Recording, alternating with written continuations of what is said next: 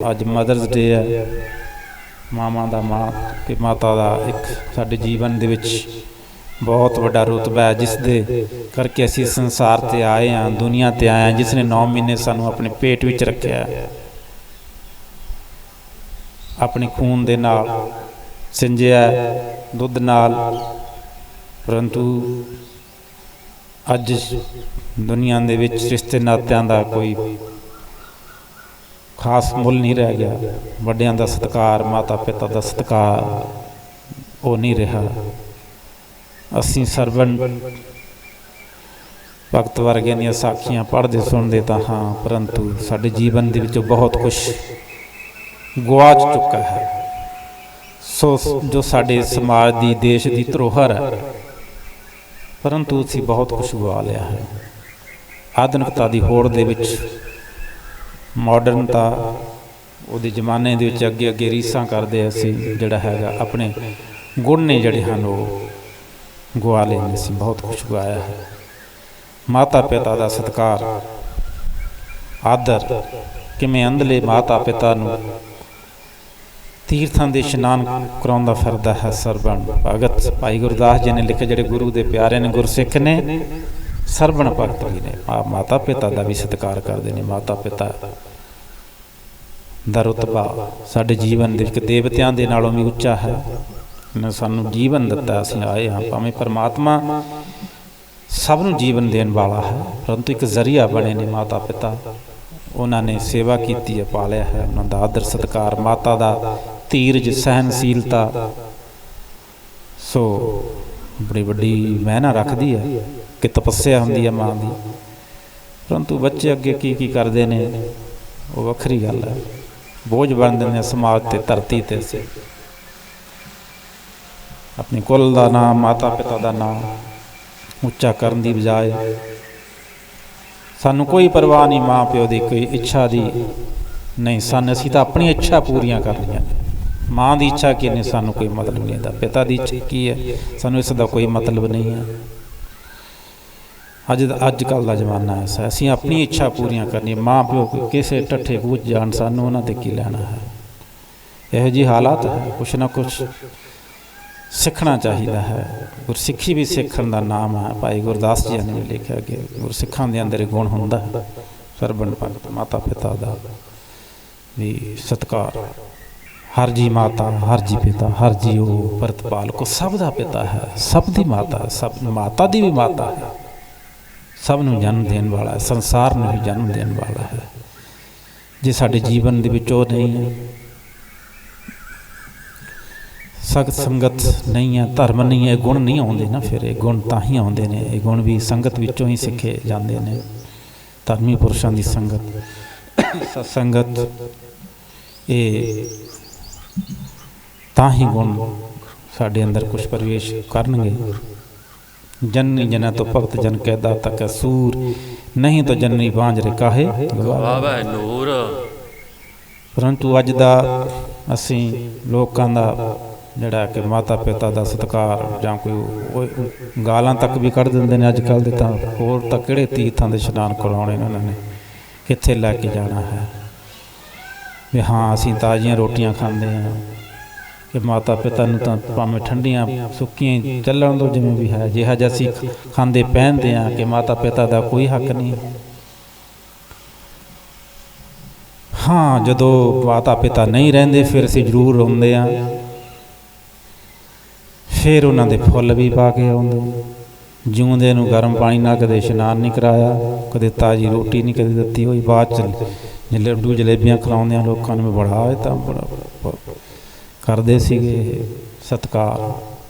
ਮਾਤਾ ਪਿਤਾ ਬੜਾ ਪ੍ਰੇਮ ਹੈ, ਲੋਕ ਦਿਖਾਵਾ ਹੈ। ਭਾਈ ਜੀਵਤ ਪਿੱਤਰ ਨਾ ਮਾਨਾ ਕੋ, ਮੋਏ ਸਰਾਧ ਕਰਾਈ। ਮੋਇਆਂ ਤੋਂ ਫਿਰ ਗੰਗਾ 'ਚ ਫੁੱਲ ਪਾਉਂਦੇ ਆ ਜਾ ਕੇ। ਫਿਰ ਉਸਨੂੰ ਫੁੱਲ ਕਹਿੰਦੇ ਆ। ਭਾਈ ਜਿਉਂਦਿਆਂ ਦੀਆਂ ਹੱਡੀਆਂ, ਮੋਇਆਂ ਦੇ ਫੁੱਲ। ਸਾਨੂੰ ਕੁਛ ਸਿੱਖਣਾ ਚਾਹੀਦਾ। ਧਰਮ ਦੇ ਅੰਗ ਨੇ ਇਹ ਧਰਮ ਹੈ।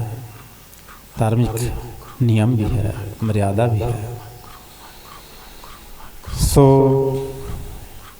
ਜਿਉਂਦੇ ਜੀ ਕਦੇ ਸਤਿਕਾਰ ਨਹੀਂ ਕੀਤਾ, ਦੋ ਲਫ਼ਜ਼ ਪਿਆਰ ਦੇ ਨਹੀਂ ਬੋਲੇ, ਮਿੱਠੇ ਲਫ਼ਜ਼ ਨਹੀਂ ਬੋਲੇ, ਕਦੇ ਪੈਰੀਂ ਹੱਥ ਨਹੀਂ ਲਾਇਆ, ਕਦੇ ਗੋਡੀ ਹੱਥ ਨਹੀਂ ਲਾਇਆ। अज तो बस साडी मेरी इच्छा पूरी होनी चाहिए। माँ प्यो की इच्छा की है नहीं, बस तुसी होरे लफ्ज़ प्यो नूं बुढ़ियां तक लफ्ज़ इहो ਜਿਹੇ लफ्ज़ तक बोलदे कि यह देश का साडे देश का समाज का कि यह गुण ने सिखाया जाता है, धरोहर है।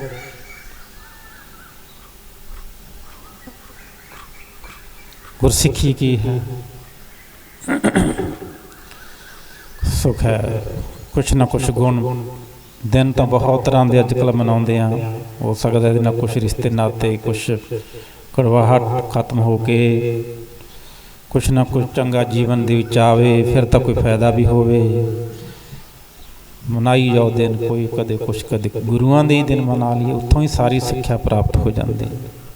बाणी ने परंतु ये भी क्या, जिन हर हृदय नाम न वस्यो तिन मात की जा हर वाजा तिन सुनी दे फिर बिन नावै खप खप मुए कराजा। जिहड़ा बच्चा परमात्मा का नाम नहीं जपदा, जिहदे हृदय विच परमात्मा का नाम ही नहीं वसिया, कहंदे तिन मात की जा हर वाजा, ओहदी मां नूं बांझ ही रहना चाहिदा सी, जन्म ही नहीं सी देना चाहिदा। जन्म देण दी शक्ति ताकत परमात्मा ने दित्ती है अगे तो। मां नूं जन्म देण दी शक्ति दित्ती है, ताकत दित्ती है। हे माता तू जगत जननी है, जीवन दिंदी है, तैनूं परमात्मा ने किड्डा वड्डा रुतबा दिता है, तैनूं परमात्मा ने किड्डी शक्ति दित्ती है। बच्चे नूं माता अपने पेट दे विच रखण दी, पालण दी। परंतु परमेश्वर की कहता है, गुरु नानक की कहता है, जिन हर हृदय नाम ना वसियो। तू इसनूं साकारत कर, परमात्मा की दिती हुई शक्ति ताकत नूं साकारत कर। जे तू इहो जे बच्चे जन्म ते जो परमात्मा का सिमरन बंदगी भगती नहीं कोई है, नाम नहीं है, चंगा कम नहीं, क्योंकि बड़े दुनिया ते होए जालम भी होए ने भाई, गलत करने वाले पाप करने वाले भी लोग, उन्होंने भी तो जन्म मां नहीं देता है। सो इस करके मां नूं तरकार भी पाई है तो मां नूं सत्कार भी दिता है। भगत की मां नूं सत्कार दिता है, भगतां दी मां। तिन धन जनेंदी माओ आए सफल से धन है। हे मां तू इहो जे पुत्र नूं जन्म दिता, भगत नूं जन्म दिता, सूरमे नूं जन्म दिता, महादानी नूं जन्म दिता। उस माता का सत्कार लोक परलोक छुंदा।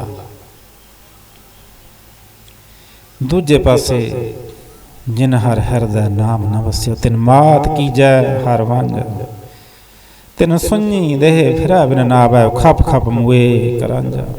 जिथे सब जगत जननी आनू आपां नमस्कार करते हाँ, सत्कार सहत फतेह बुलाते हाँ, बधाई देंदे हाँ।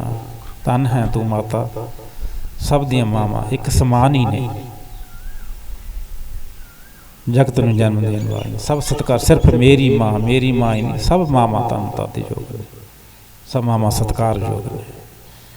खालसा इस करके सब नूं माई माई माता माता सब गुरु के लंगर गुरु घर दे विच यही लफ्ज़ हुंदे रहे सब वास्ते माई माता। चल माता सब वास्ते माता, कमाल है सारिया मावां। सो उत्थे सानू कुछ शिक्षा भी लैनी चाहिए है